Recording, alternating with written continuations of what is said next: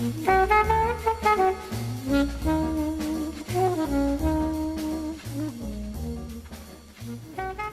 right, the fifth revolution in the medieval period we're going to discuss is the Carolingian reforms, the development of Francia, the rise of Charlemagne, and some of the accomplishments that he established.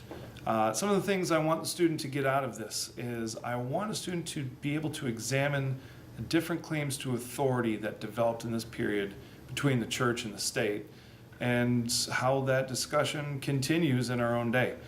Secondly, I want a student to be able to identify the major educational reforms of the Carolingian period that continues to exert influence on our own day. And thirdly, we're going to take some time to explore and discuss the unique approach that Carolingian Christianity took to missions in its own day. I love this story. It's a great narrative. A couple of things make it complicated. Number one, the names in this period are challenging. I'm sure none of you will choose it for your child's name between Clotilde and those guys. I've tried to get rid of as many of those names as possible. Secondly, you kind of have to pay close attention to the story and how it developed to understand how the Carolingians got themselves in the position they did. Admittedly, I am going to be more dependent on my notes for this than some of the previous lectures I've done. But I think it's important to tell the story. And the story begins with a guy named Clovis. Clovis was a pagan king of Francia, a region that is fairly close to modern-day France, and his wife was a Christian. Clotilde was a Christian, and through the influence of his wife, Clovis became a Christian. And when Clovis became a Christian, he forced everyone else to become a Christian. Now that in and of itself is a great discussion to have. Is that a proper conversion? Is that not a proper conversion? How should we think about that? How should we feel about that as Christians today? Unfortunately, it'll have to be a discussion for another day, but that's by no means the only time that mass conversion has happened in a culture. But it committed the culture to thinking Christianly about how it does business. And some of its former practices they threw overboard, and some of its former practices they put a new coat of paint on it, and now they're Christian. So the leaders we're talking about are Christian, and it's very interesting to think how they fit their Christian belief system into some of their actions. But the ruling class that Clovis belongs to is a group called the Merovingians. And the Merovingian kings had some traditions and practices that were not that helpful. Every time a Merovingian king would die, he would split up his territory amongst 5 sons. So this territory is constantly getting split up. These sons are going to war with each other to try and put the territory back together.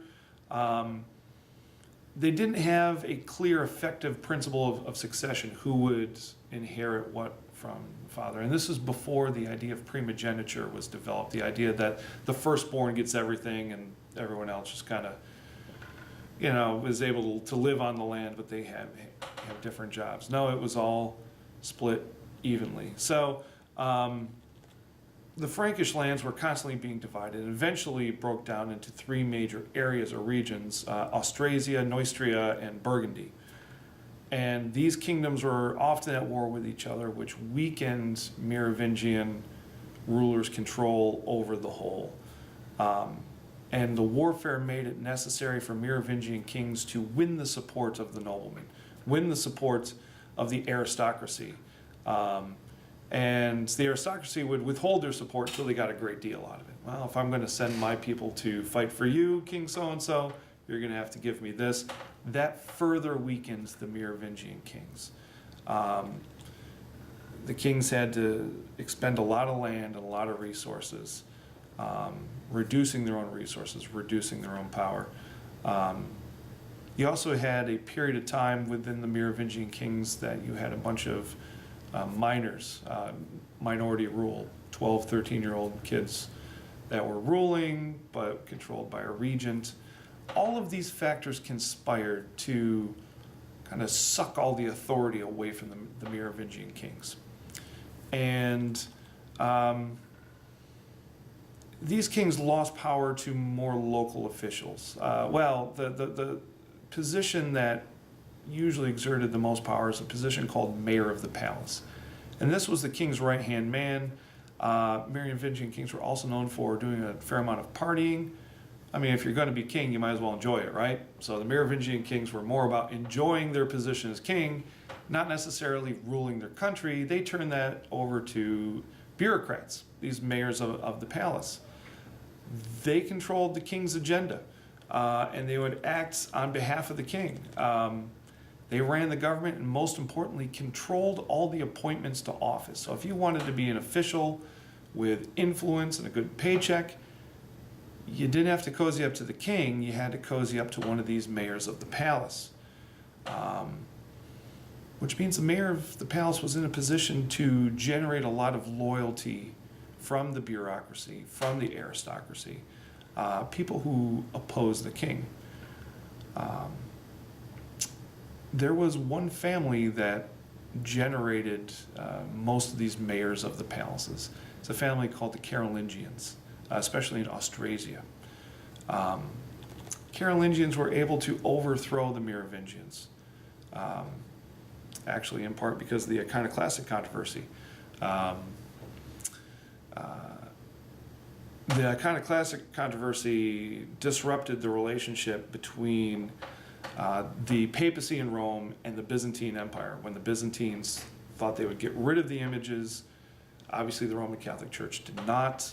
But the Roman Catholic Church relied on the protection of the Byzantine Empire so that these various groups did not come in and conquer them.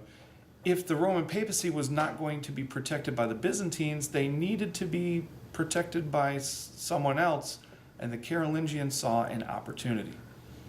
The Carolingians said, hey, we would love to be in a position to protect you in Rome. But unfortunately, we're just mayors of the palace. We're not the king. We could provide protection for you if you were to be able to, somehow work it out that we could be kings instead of the Merovingians. And there's a number of other things that happened at this time. The papal tax revolt, they don't want to pay money to the Byzantine emperor anymore. All these events conspired to develop a need for protection by the papacy in Rome. Rome needed some protection. So they turned to the Carolingians. And the Carolingians made this alliance with the Pope in order to protect them from the Lombards who were already in Italy. So what happened was Charles Martel, Charles the Hammer, the guy that turned the Muslims out of Europe, had a son who was the first to take the Frankish royal title. He was the first to be crowned king, but he needed the Pope's assistance. So in 750, Pepin the Short sent ambassadors to the Pope seeking the approval for the disposition of the last Merovingian ruler. The Pope gave his blessing to overthrowing the Frankish king, the Merovingian king. And instead of killing the last Merovingian king, Pepin was nice. He just sent the Merovingian king to a monastery. The Pope's successor even traveled north of the Alps to appoint Pepin the Short as king in 754. And this is the first time a pope had ever traveled north of the Alps. So obviously the Pope really wanted this relationship with the Carolingians. The papacy needed protection from the Lombards. So in return for making Pepin the Short the first Carolingian king of the Franks, Pepin was to provide his military to intervene in Italy.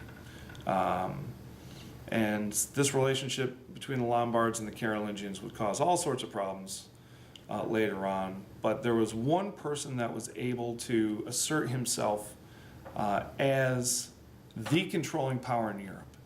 One of Pepin the Short's descendants, Carolus Magnus, Charlemagne.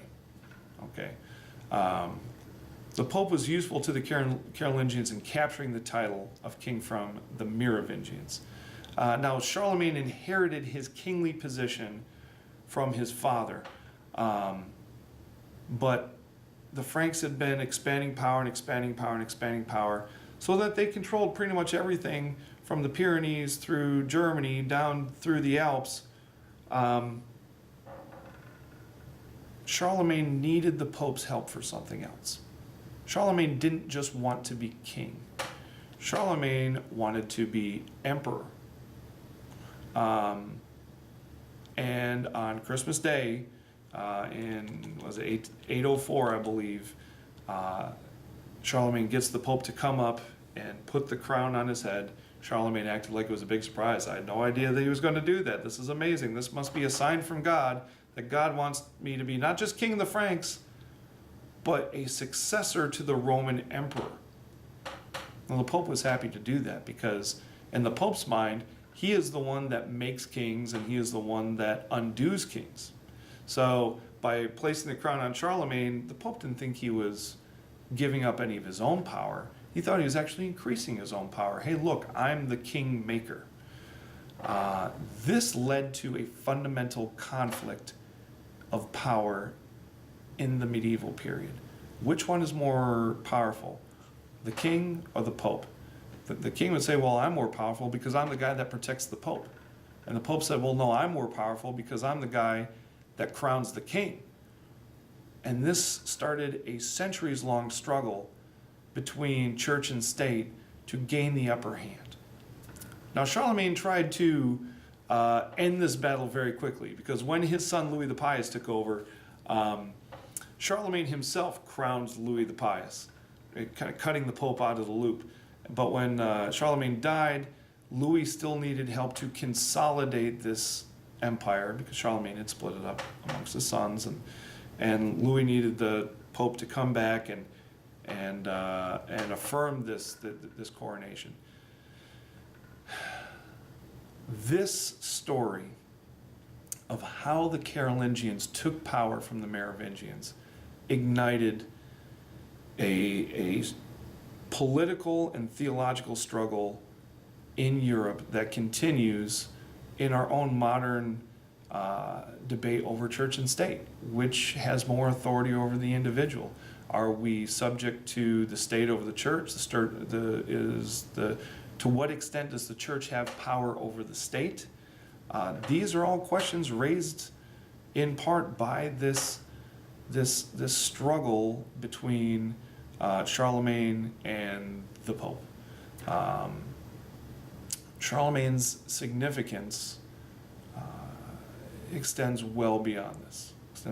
Charlemagne did some amazing things as emperor, as Holy Roman Emperor was his title, although later historians pointed out the Holy Roman Empire was neither holy nor Roman nor an empire. Don't tell that to Charlemagne because he thought he was pretty hot stuff, and he was, and he exerted a lot of influence over that region. And we will, in our next lecture, look at some of the accomplishments Charlemagne was able to promote within medieval Francia.